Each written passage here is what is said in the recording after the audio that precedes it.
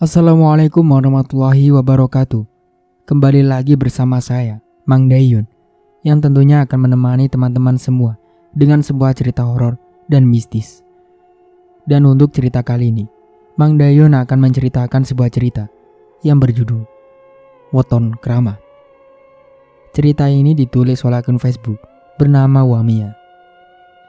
Dan bagi teman-teman yang ingin membacanya secara langsung, teman-teman bisa langsung kunjungi link yang sudah saya sertakan, ada di deskripsi. Sebelum masuk ke ceritanya, jangan lupa untuk like, komen, subscribe channel ini, dan tekan loncengnya agar kalian tidak ketinggalan cerita-cerita terbaru dari kami. Tanpa berlama-lama lagi, langsung saja kita masuk ke ceritanya.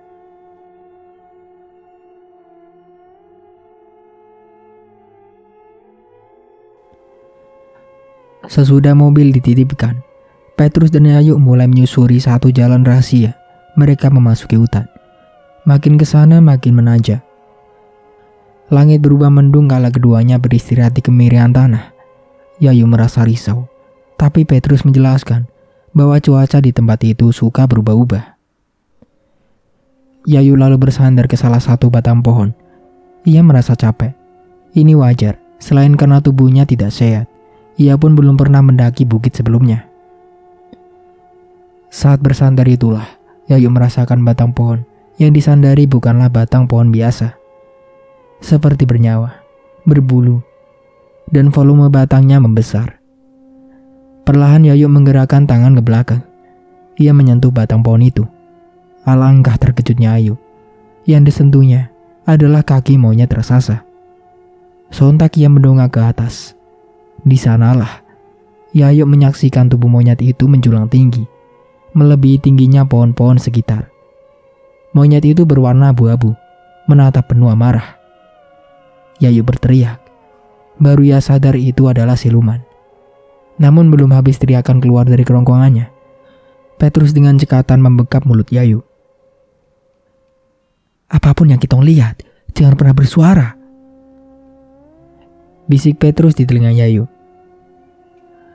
"Gangguan akan semakin banyak, semakin bahaya pas mendekati villa. Kamu sonde sendiri, ada beta di sini." Yayu meneguk liur. Perkataan Petrus membuat telinganya berdengung, dan ia mulai merasa tidak nyaman. Mereka lalu melanjutkan pendakian. Petrus mengambil 2 batang ranting lurus untuk mereka jadikan tongkat. Perjalanan itu cukup panjang. Sesekali Yayu memaksa agar beristirahat. Petrus sebenarnya tidak setuju. Ia ingin misi ini cepat selesai sebelum Pak Waluyo kembali. Namun melihat kondisi Yayu yang kewalahan, Petrus akhirnya manut. Manakala mereka kembali berjalan, yang mana posisi Yayu berada di belakang Petrus. Yayu mendengar suara tertawa anak-anak dari sebelah kanan. Yayu pun menoleh. Benar saja. Tak seberapa jauh ada kelompok anak-anak sedang bermain angklek. Mereka nampak begitu gembira. Yayu lalu berpikir keras bahwa bukit ini tidak terjamah. Mana mungkin ada penduduk berkeliaran.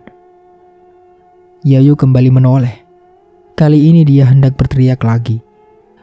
Tapi cepat-cepat dirinya memeluk pinggang Petrus. Anak-anak yang barusan dilihatnya ternyata berwajah rata. Mereka tertawa tapi tidak ada mulutnya. Petrus akhirnya menempatkan Yayu ke bagian depan. Sempat melihat ke arah belakang. Yayu dibuat heran karena hutan itu terlihat seperti perkampungan. Rumah tradisional Tagok berjajar rapi, padahal sebelumnya hanyalah pohon-pohon. "Fokus ke depan, Nona. Kita sonde punya banyak waktu." Petrus meluruskan pundak Yayu agar perempuan itu tidak lagi menoleh ke sana kemari. Mereka terus berjalan hingga akhirnya bertemu suatu titik paling terjal dari seluruh yang sudah dilewati. Di situ Petrus membantu Yayu untuk naik. Ketika keduanya sudah berhasil tiba di atas, barulah Yayu terperangah mendapati mereka telah tiba di belakang villa, yaitu di sebuah area landai di mana terdapat banyak gundukan tanah yang dulu pernah dilihatnya. "Yang mana gundukan tanah yang kamu maksud?" Petrus bertanya. Mereka pun mencermati satu persatu gundukan tanah yang ada. Hampir semua strukturnya sudah mengeras karena telah lama ditimbun. Rerumputan liar tumbuh di permukaannya. Yayu kemudian menunjuk ke salah satu gundukan tanah yang sedikit terpisah dari lainnya. Petrus dengan sekuat tenaga menggali menggunakan tongkat di tangannya. Sementara Yayu sudah menunggu dengan perasaan campur aduk. Kresek hitam di tangannya sudah siap digantikan dengan sesuatu yang terkubur di dalam gundukan tersebut. Menunggu Petrus yang menggali, Yayu penasaran pada isi kresek hitam amanah Bu Waluyo. Dia melonggarkan ikatan kresek. Yayu akhirnya tahu, isi kresek itu adalah pakaian dalam Sundari yang dicuri oleh Bu Waluyo. "Nona, ini dia." Petrus memanggil Yayu untuk melihat isi dari gundukan tanah yang baru selesai digalinya. "Coba diambil," perintah Yayu. "Sonde bisa. Nona yang harus mengambil karena Nona lah yang bersinggungan langsung dengan ilmu hitam keluarga Waluyo." Yayu terdiam. Tidak salah apa yang dikatakan Petrus. Bahkan Yayu lah yang harusnya menggali dan menguburkan benda-benda itu. Demikianlah Yayu pun menarik satu persatu benda yang dikuburkan Nyi Ratni secara rahasia. Petrus tercengang bukan kepala. Pasak jagor dililiti benang hitam. Pada bagian dada tertera nama lengkap Bu Waluyo, Agni Dwi Ajeng Supriyatin. "Nyi Ratni sudah keterlaluan," ketus Petrus.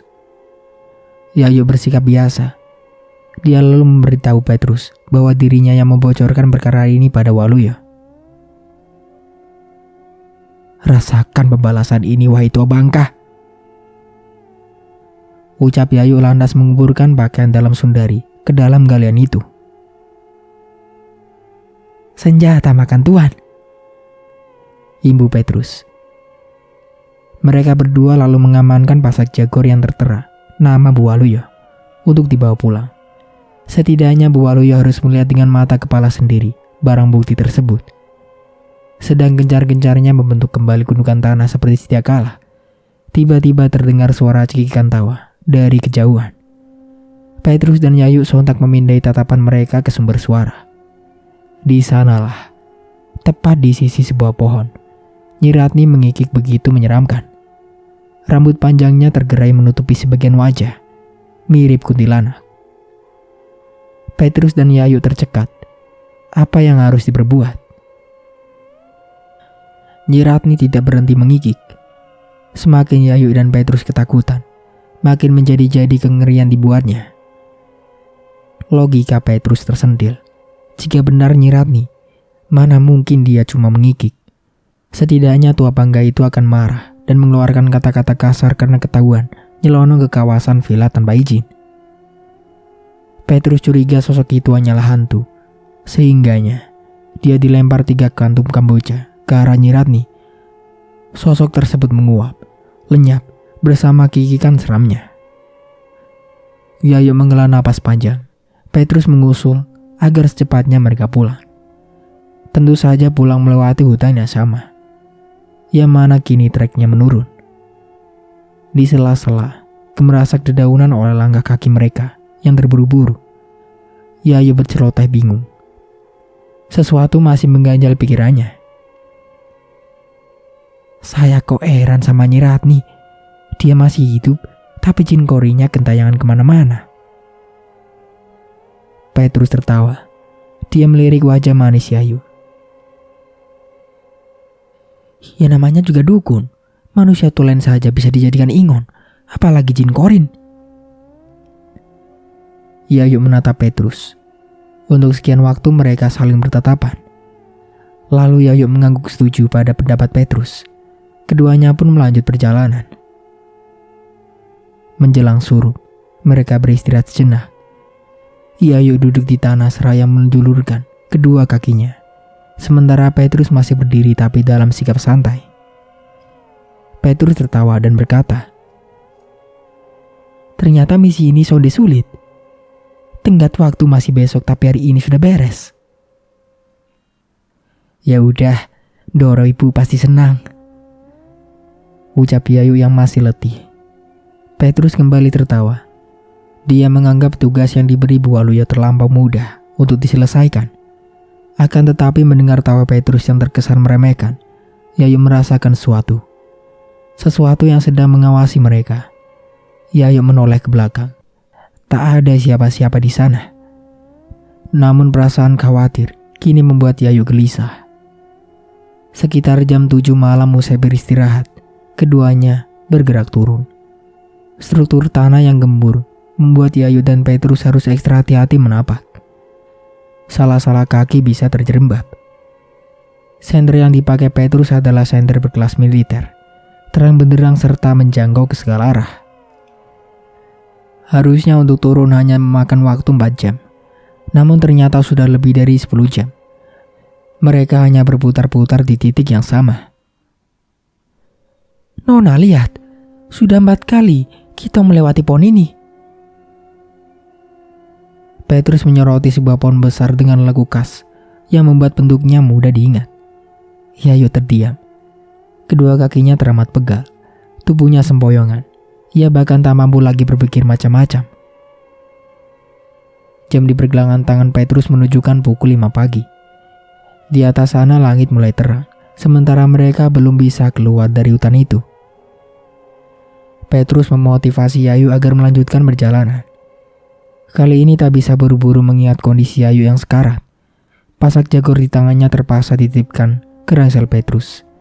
Yayu hanya menopang diri sendiri. Apa yang selanjutnya terjadi? Yaitu, meski hari sudah pagi, tetap saja mereka kesulitan menemukan jalan keluar dari hutan. Petrus menyesal telah menganggap remeh perkara itu. Ternyata hutan bukanlah tempat yang tepat untuk berucap seenak jidat. Petrus akhirnya berinisiatif menggendong Yayu. Di samping supaya kesehatan Yayu tak semakin buruk, Petrus pun dapat memburu waktu dengan berjalan cepat. Pria Papua dikenal sebagai Raja Rimba. Petrus dengan postur tinggi dan gekarnya bergerilya menuruni hutan. Namun sayang lagi disayangkan, belum juga didapati jalan keluar hingga pukul 12 siang. Yayu yang merasa tak enakan karena terus digendong, akhirnya meminta turun. Ia menepi keluar jalur dan mulai meneriaki satu nama yang sekiranya bisa membantu. Resvoroh, kamu di mana? Kamu di mana, Resvoroh? Tak seberapa jauh dari lokasi mereka berdiri, tepatnya di atas sebuah batu. Duduk sesosok pria dengan gegahnya. Dari sisi manapun, ia jauh lebih keren dibanding Petrus. Petrus yang baru pertama kali melihat Kajiman dalam rupa manusia, dibuat melotot tak percaya. Sadar hal itu, Kajiman berucap, penuh karisma. Jangan pernah menaruh rasa pada wanita yang saya sukai. Akibatnya belum seberapa dari nyasar di hutan. Petrus tercekat. Perkataan Kajiman membuat kakinya serasa berakar dan kepala tumbuh tunas. Ia paham siapa wanita yang dimaksud. Oleh karenanya, ia sontak menjauhi Yayu. Pada saat itulah, Kajiman lenyap di atas batu tempatnya duduk. Dasar Kajiman, ternyata dia yang mengacaukan perjalanan kita. Gerutu Yayu kesal, sementara Petrus masih saja melotot tak percaya. Ayo jalan Petrus, tunggu apa lagi? Yayu kini memimpin arah pulang. Ajaibnya kondisi perempuan itu berubah 360 derajat. Tidak lagi letih. Sepasang kakinya begitu bersemangat menuruni hutan. Manakala mereka berhasil keluar dari hutan itu, Petrus dibuat geleng kepala. Dia belum rela bahwasanya telah dikerjai oleh Kajiman. Mana lagi jin itu melarangnya menyukai Yayu. Sungguh Petrus kehabisan kata. Sampai-sampai ia tak pamitan pada kakek pemilik rumah saat mengambil mobil. Sudah pukul 2 siang mereka melaju ke Jakarta. Melaju dengan kecepatan penuh. Bagaimanapun mereka harus duluan tiba sebelum Pak Waluyo. Sebagai bodyguard, Petrus paham betul dengan skedul beliau yang selalu tiba di rumah pada jam 5 sore. Yayu menutup mata rapat-rapat. Tak bisa dibayangkan bagaimana menjelaskan pada Pak Waluyo jika ketahuan membantu istrinya. Sepanjang jalan Yayu tak menikmati pemandangan. Walau sudah memangkas jalur sebisa mungkin, tetap saja mereka terlambat tiba. 3 rasi sudah terparkir Alphard hitam, mobil pribadi Pak Waluyo. Sebelum turun dari mobil, Petrus dan Yayu berupaya tenang. Keduanya mengatur mimik wajah sebisa mungkin agar tidak terkesan berbohong. Ransel berisi pasak Jaguar terpaksa disembunyikan dalam bagasi. Manakala keduanya memasuki rumah, Pak Waluyo sudah menunggu dengan sorot mata yang kosong, dingin, dan menakutkan. Petrus sampai harus menghindari papasan mata dengannya. Untuk sekian waktu, Yayu dan Petrus hanya berdiri gamang, hingga akhirnya terdengar Waluyo bertanya, sangat datar. Pertanyaan itu ia tujukan pada Yayu. "Dari mana?" Bukannya menjawab. Yayu malah beralih memandang wajah Petrus. Petrus kemudian menjawab tegas. "Dari rumah sakit, Pak. Yayu ini makin kurus. Makanya ibu menyuruh beta mengantar Yayu berobat." Ekor mata Waluyo bergerak menilik Yayu. Setelahnya ia membuang pandang. Pandang mengawang-awang seraya berucap sinis. "Percuma ke rumah sakit. Toh sakitnya bukan karena penyakit." Sakit yang bukan disebabkan oleh penyakit. Apa itu? Yayu ingin bertanya lebih jauh, tapi lidahnya terasa keluh. Detik kemudian Pak Waluyo memberi gestur agar Petrus dan Yayu menyingkir dari hadapannya. Sejak saat itu, Bu Waluyo melarang Sundari beraktivitas dalam rumah. Ia bahkan merekrut ahli masak terpercaya pada urusan meja makan. Sebagai ganti, Sundari dipindahkan ke bagian taman dan Yayu menjadi asisten pribadi Bu Waluyo. Yayu ikutan senang yang mana hari lepas. Hari fisik Bu Waluyo berangsur membaik. Tidak lagi pucat, tidak lagi kurus kering. Sebaliknya, justru kondisi Sundari berubah drastis. Bobot tubuh Sundari memang tidak susut, wajahnya juga tidak pucat. Akan tetapi, seluruh kulitnya menebal, kasar dan bersisik. Lama-kelamaan terasa gatal. Sundari mengarutnya sampai luka-luka mirip ekstrim. Pembalasan Bu Waluyo bukan agar Sundari mati. Ia hanya ingin Sundari jadi jelek, sehingga hilang percaya diri bila mendekati suaminya. Yayu dan Bu Waluyo semakin akrab. Perempuan bangsawan itu membawa Yayu ke berbagai pengobatan agar bobot tubuh Yayu kembali seperti sedia kala. Namun sama saja, sampai detik ini belum ada perubahan. Bola mata Yayu semakin cekung, seakan tenggelam ke dasar bingkainya. Suatu ketika, Pak Waluyo dan Bu Waluyo memanggil Yayu ke ruangan yang dikenal sangat mistis di area lantai 3. Ruangan serba hitam di mana mereka duduk mengitari meja bundar berbahan marmer. Waluyo menyerahkan gaji Yayu untuk beberapa bulan terakhir. Sementara Bu Waluyo hanya diam, hanya menemani suaminya berbicara dengan Yayu. Bicara Waluyo kali ini melenceng lagi, sangat jauh melenceng dari kesepakatan awal dulu. Dia sepertinya melunjak di atas karakter Yayu yang menurut. Yayu sampai tak habis pikir, kenapa Waluyo menuntut terlalu banyak dari dirinya. "Yuk, Kaciman itu suka sama kamu. Artinya dia tidak main-main untuk serius. Apa kamu setuju dikawinkan dengan Kaciman?" Yayu terbatuk. Sekoyong-koyong ia menunduk guna mempelajari situasi. Dari semua tawaran Waluyo, tawaran ini sulit diterima, apalagi dicerna. Manusia dan jin selain beda alam, beda juga kodratnya. Lantas dengan jalan apa dapat dikawinkan?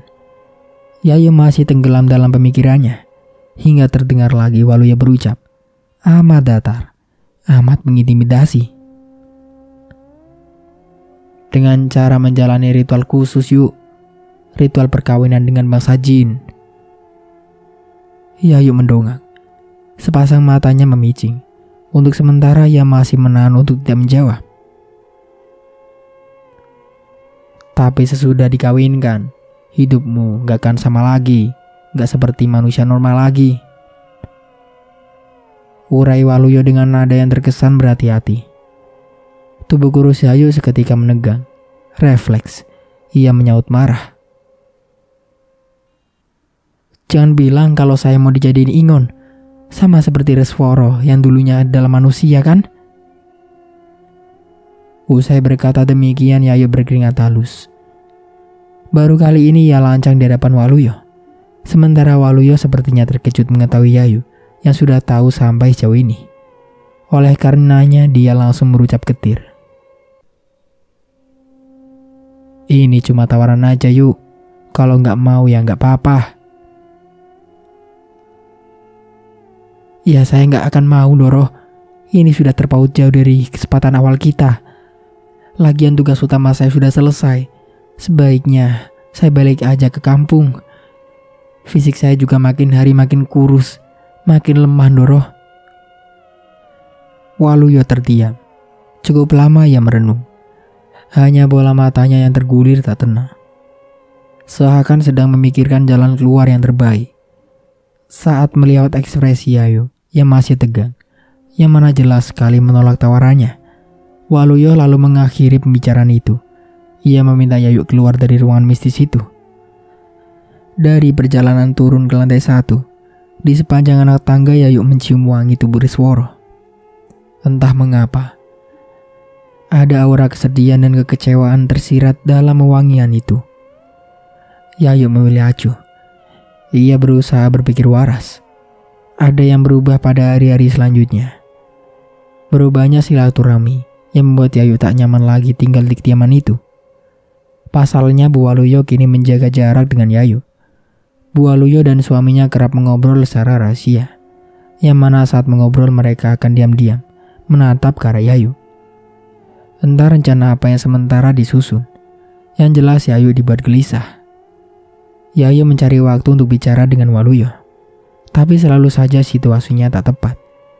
Hingga di suatu sore, Yayu melihat Waluyo dan Petrus sedang sibuk mengamati seluruh lampu di rumah itu.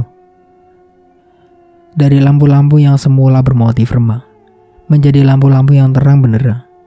Lenyap sudah kesan kaya raya tapi seram, yang selama ini digosipkan tetangga pada keluarga Waluyo. Itu lampunya kenapa diganti Doro? Sudah terbiasa sama yang cahayanya temaram. Kalau gini mata saya silau sekali. Petrus yang sibuk memasang lampu terlihat senyum-senyum. Seperti ia akan senang akan kehadiran Yayu. Sementara Waluyo tetap bersikap datar. Ia membiarkan Petrus melanjutkan kerja. Lantas dirinya mengajak Yayu bicara. Keduanya berpindah tempat. Duduk di beranda samping di mana terlihat pemandangan Sundari yang sibuk menggunting bonsai di taman. Kita sudah menang total yuk. Gak perlu lagi cahaya remang yang hanya digunakan untuk keperluan santet. Gak akan ada santet lagi. Jadi kita sudah hidup dalam terang kan Doro? Tanya Yayu memastikan. Bola mata Waluyo bergulir tak tenang. Yayu gelagapan. Maksud saya santet 3 generasi itu sudah selesai kan? Waluyo pun mengangguk membenarkan. Yayu lalu menyampaikan inti dari apa yang selama ini ingin ia utarakan. Bahwa tekadnya sudah bulat untuk pulang ke dusun, sesuai kesepakatan dari awal dulu. Waluyo terdiam. Cukup lama. Yayu masih menunggu. Sementara Petrus terus mencuri-curi pandang pada Yayu. Jadi, kamu sudah pasti gak mau dikawinkan sama Kak Jiman? Waluyo bertanya pelan. Yayu mengangguk. Waluyo kembali berucap. Tapi masih ada satu hal lagi yang saya minta dari kamu.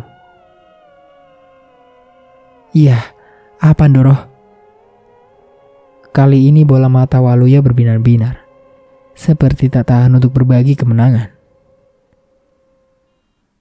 Bulan depan, kamu harus ikut menonton sidang saya ya. Sidang balik sama atas semua aset Lerian Santoso yang jatuh ke tangan saya. Yayu melongo. Bibirnya membentuk senyum. Senyum getir. Ada rasa senang, tapi ada juga rasa bersalah karena pernah terlibat dalam serangkaian santet yang dijalankan Waluyo. "Melu yo?" tanya Waluyo memastikan. "Iya Ndoro, saya pasti ikut. Sesudah itu barulah saya pulang ke kampung." Bulan berikutnya, tiba juga hari persidangan dimaksud Pak Waluyo.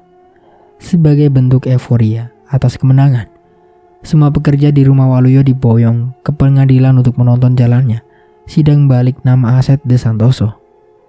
Bu Waluyo, Yayu, Petrus, dan beberapa bodyguard, bahkan tak ketinggalan Sundari, semuanya duduk nyaman menanti kehadiran hakim.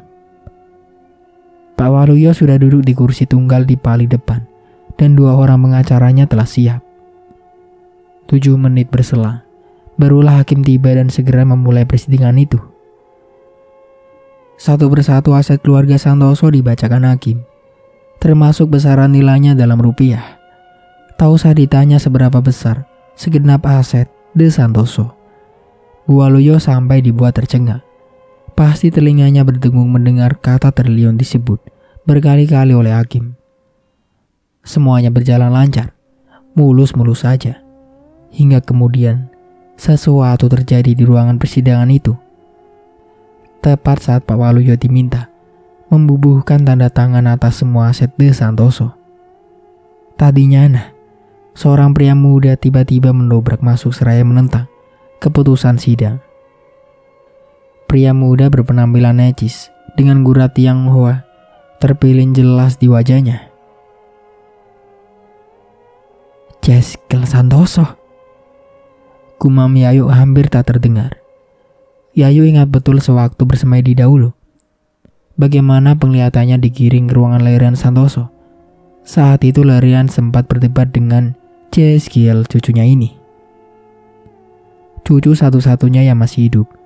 Yang memang sejak kecil sengaja diasingkan ke Amerika guna mengantisipasi hal semacam ini. "Saya, Jeskel Santoso. Saya adalah ahli waris yang sah. Saya membawa surat wasiat yang sah dari almarhum kakek saya, Lerian Santoso."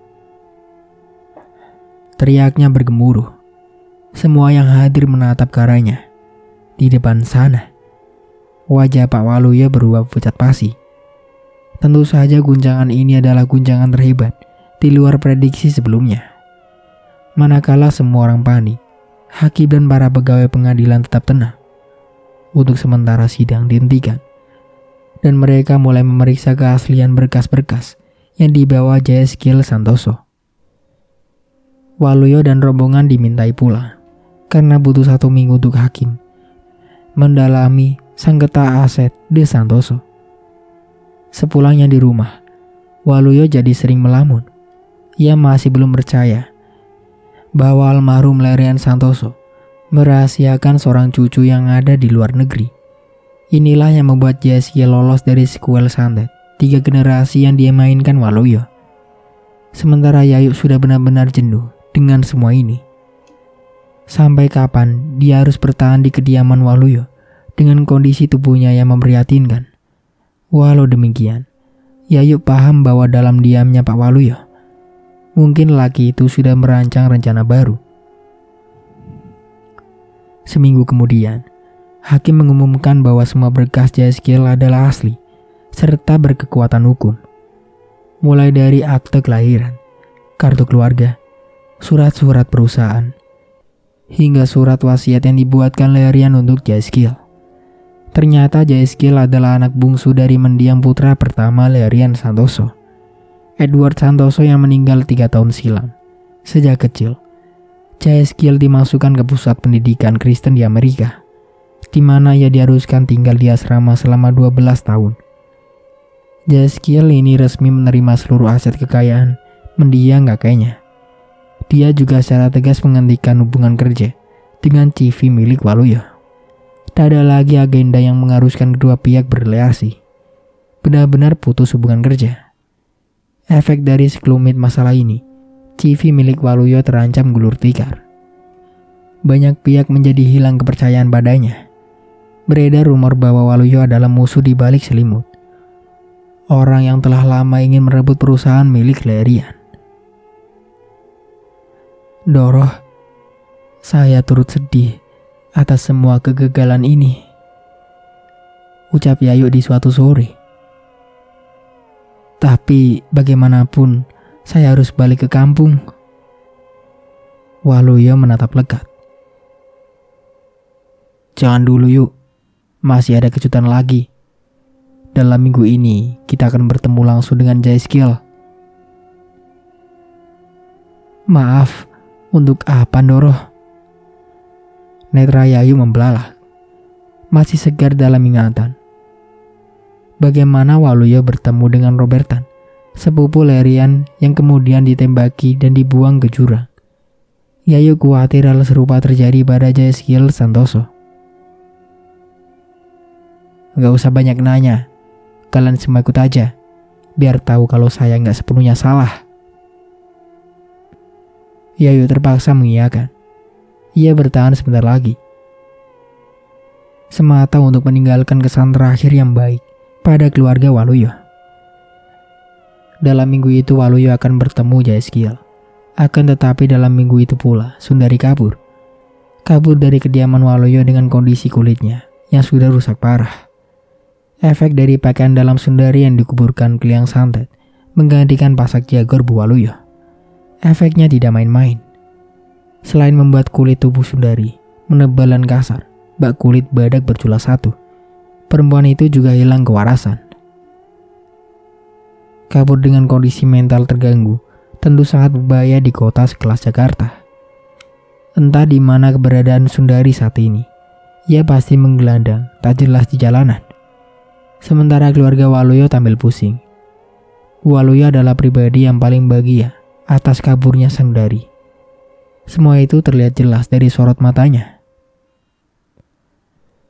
Sebelum besok paginya bertemu Jaiskill, sepanjang malam dihabiskan Waluyo menatap album foto keluarganya.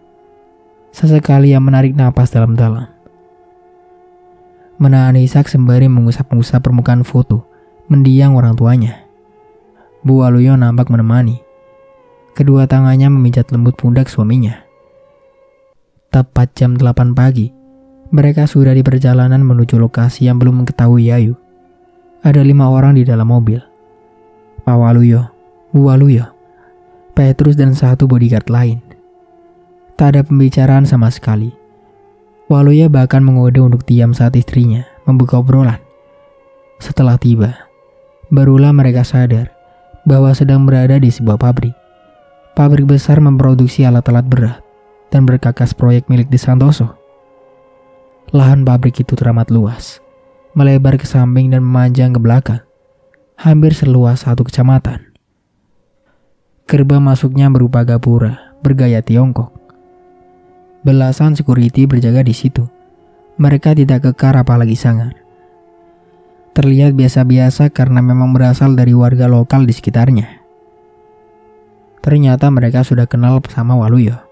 Bahkan beberapa di antaranya sempat bicara memakai bahasa Jawa, yang mana mereka turut sedih atas gagalnya Waluyo menguasai aset De Santoso.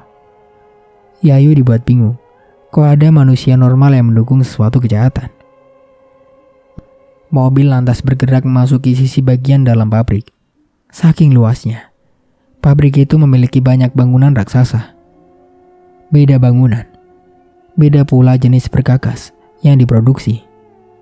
Mulai dari produksi kendaraan seperti ekskavator, loader, hingga perkakas ringan semisal sekop, paku, beton dan lainnya. Semuanya berlabel De Santoso. Lurus ke area belakang pabrik. Di sana terdapat ribuan waste karyawan yang disediakan.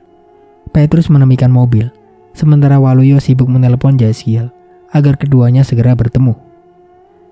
Waluyo dan istrinya sedang memandang ke arah lain, manakala Jaiskill melangkah ke belakang mereka. Langkah-langkah elegan yang amat tegas menapak tanah. Di tempat terbuka seperti itu, paras Jaiskill benar-benar rupawan, putih bersih, dengan selera berpakaian yang serba branded. Wangi parfumnya adalah jenis limited edition. Sontak Pak Waluyo membalikkan tubuh, menyambut kedatangan Jaskiel yang terkesan misterius. Keduanya saling bertatapan selama beberapa saat. Yayu menyadari, air muka Waluyo sudah berubah. Kulit wajah Waluyo bergetar, sepasang matanya berbinar sedih. Sebisa mungkin ia mengatur agar suara yang keluar tidak terisak. Waluyo berusaha menyunggingkan senyum, sebelum akhirnya ia berucap, "Segenap tanah pabrik ini, kamu sudah tahu kan asal-usulnya?" Jaskiel belum menjawab. Sebaliknya, pria muda itu membuang pandangan jauh ke bentang lokasi pabrik yang berkilo-kilometer luasnya. Beda dengan Robetan yang tak mengakui kesalahan pendahulunya, Jaskiel malah minta maaf pada Waluyo atas perbuatan keluarganya di masa lalu. "Aku tahu, aku sedang berdiri di atas tanah hulayat milik keluarga Anda. Apapun perjanjiannya di masa silam, perjanjian itu sungguh tidak manusiawi. Keluargaku telah bertindak melampaui batas wajar. Aku mengutuk keras perbuatan mereka. Namun apa yang Anda lakukan baru-baru ini sebenarnya tidak beda jauh dengan kejahatan keluargaku. Bukan hanya nyawa dibalas nyawa, seluruh santet keluargaku ingin Anda kuasai. Seharusnya hanya tanah ulayat ini yang pantas Anda perjuangkan kembali." Pak Waluyo masih menanti kalimat demi kalimat yang keluar dari mulut Jaskiel. Bu Waluyo dan Yayu tertunduk dengan perasaan haru biru, sementara Petrus dan anak buahnya berdiri tegap, sigap pada segala kemungkinan. "Tanah ini aku kembalikan ke tangan Anda. Pabrik dan segala aset di atasnya anggap saja adalah bonus dan tanda minta maaf keluarga kami." Hening. Pak Waluyo terenyuh mendengar pengakuan Jaskiel, senang bercampur sedih. Sebab sejujurnya, hanya tanah ulayat inilah incaran utama Waluyo, amanah orang tuanya. Baik Jaskiel maupun Pak Waluyo sama-sama setuju mengurus proses balik nama kepemilikan tanah. Matahari berada di atas kepala mereka, serta bisinya aktivitas pabrik. Menandai berakhirnya pertemuan itu, Waluyo dan Jaskiel nampak sangat canggung saat berjabat tangan. Kejahatan tidak akan pernah menang dan kebenaran akan menemukan jalannya. Pepatah di atas adalah apa yang bisa ditarik dari sekelumit kisah ini, bahwa keturunan Lerian Santoso tidak benar-benar habis oleh santet, dan Waluyo pada akhirnya mendapatkan tanahnya kembali. Semua fakta mengejutkan. Ternyata warga sekitar pabrik semuanya adalah sanak saudara Waluyo. Lokasi itu dulunya merupakan tempat lahirnya klan Waluyo, klan bangsawan yang sangat disegani pada masanya. Hanya karena salah bergaul dengan klan Santoso atau kaum Tionghoa, tanah mereka dirampas. Malam ini menjadi malam terakhir Yayu berada di kediaman Santoso. Usai membereskan barang-barangnya, ia duduk bersandar seraya merenung. Sayup-sayup terdengar obrolan Petrus dan Waluyo dari lantai 1. "Kalau hanya tanah yang diinginkan, kenapa harus dengan jalan menyantet?" Petrus bertanya lugas. "Kan bisa Bapak bicarakan baik-baik saja. Bisa juga tempuh jalur hukum." "Betul, tapi nyawa harus dibalas nyawa," sahut Waluyo. Suaranya bergemar di rumah itu. "Maksud Bapak?" "Sejujurnya, nenek saya bukan cuma diperkosa, tapi juga dibunuh. Keluarga Santoso gak hanya merampas tanah, kehormatan klan Waluyo telah mereka nodai. Ini bukan saja menyangkut harta dan kedudukan, tapi tentang sakit hati dan balas dendam. Toh, sekalipun tanah sudah dikembalikan, sejarah gak dapat diubah. Kisah tentang nenek kami yang diperkosa lalu dibunuh akan tetap menjadi kisah sedih yang diceritakan ke anak cucu. Sudah paham?" Waluyo menekan intonasi. Paham Pak. Selanjutnya, apakah tugas beta hanya mengawal saja atau masih ada tugas lain?" Masih ada. Apa pak? Hening. Yayu tak mendengar lagi misu-misu keduanya. Kemungkinan besar Waluyo sedang berbisik di telinga Petrus. Dan hal yang ditugaskan pastinya tidak main-main. Yayu meneguk liur. Dalam hati ia memanjatkan doa. Semoga ia pulang dengan selamat besok. Bukan tidak mungkin Waluyo menyuruh Petrus melenyapkannya seperti Laras dan Mira sebelumnya. Yayu masih merenung manakala wangi tubuh Kajiman menyeruak dalam kamar itu. Yayu lalu teringat tawaran yang pernah diajukan Waluyo padanya. Mau dibunuh sekalipun, aku gak sudi kawin sama kamu. Celetuk Yayu pada sosok yang belum munculkan wujudnya. Lagian, situ ngapain jatuh cinta sama manusia? Nyari jodoh itu yang sama frekuensi, yang sama-sama bangsa jin. Usai berkata demikian, angin dingin berputar di sekeliling Yayu. Perempuan itu langsung mengusap lengan. Selanjutnya terdengar Kajiman berbisik lembut. Tapi cinta itu buta. Mana tahu pada siapa kita jatuh cinta, yuk. Alah, buta matamu, buta kepalamu.